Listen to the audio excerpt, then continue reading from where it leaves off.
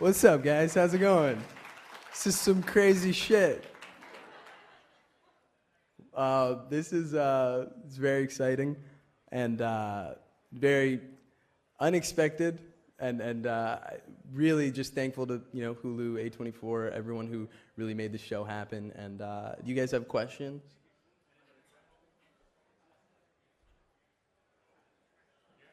Yeah.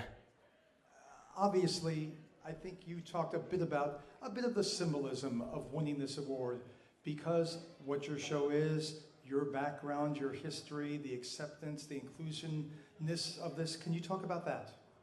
Yeah, this show's called Ramy, and it is a really, part of why we picked that is because we don't want to call it Muslims. We don't want to call it, something that would blanket a group of 1 billion people. It's a really specific story. It's one Egyptian family in North Jersey. And so for something this specific in an industry where a lot of networks feel like, oh, we need something that we could sell like toothpaste that everyone would relate to, I think getting something like this kind of shows that you can really relate to people with something that feels really granular, but it symbolically hopefully allows people to make more stories, a story like a woman who wears a headscarf who's Muslim, because I think if you watch my show, you'll realize, oh, I see his perspective so much, I actually also need hers. So there's not just one show for one group. It's really about the type of stories and the way they're told. Thanks, man. Anybody else? Hi, I'm Natasha from Germany. Hey. Hearing your name in that room with Tom Hanks and Ellen DeGeneres and all these types of people, how did it feel to hear your name right then and there? I was just happy they pronounced it right. I was like, is Jennifer Aniston going to be able to pronounce this name? And she did it. Or maybe it was Reese. It's all a blur.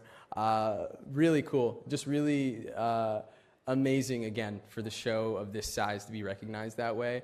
And very humbling and yeah, just very thankful. Yeah.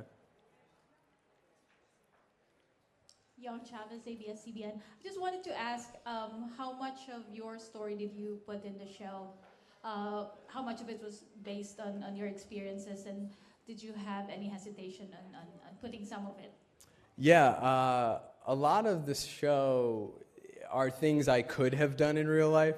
I tried to imagine a version of myself where I didn't have art to express myself, where I didn't have a family that talked as openly as it does. And I wanted to really zoom in on what would it look like to just feel a little more lost and really focus on the problems of this family and this character, as opposed to, I think a lot of times the tendency is to make a show with a group that people don't know, and you want to make us look good, right? It's like, wow, people don't know Muslims, let's make them look good.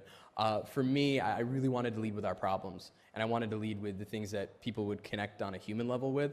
So I took things that I had struggled with, took them a little further than I've struggled with them, and turned that into something that hopefully could just make people feel seen, a little less lonely. Yeah. Question back here. And what made you, congratulations. Thank you. What made you want to give a shout out to Guy? Was that a sort of ribbing to Ricky, or was you're going to say that anyway, or? I was gonna say it anyway. I am very thankful to God, and my show is about someone who believes in their faith.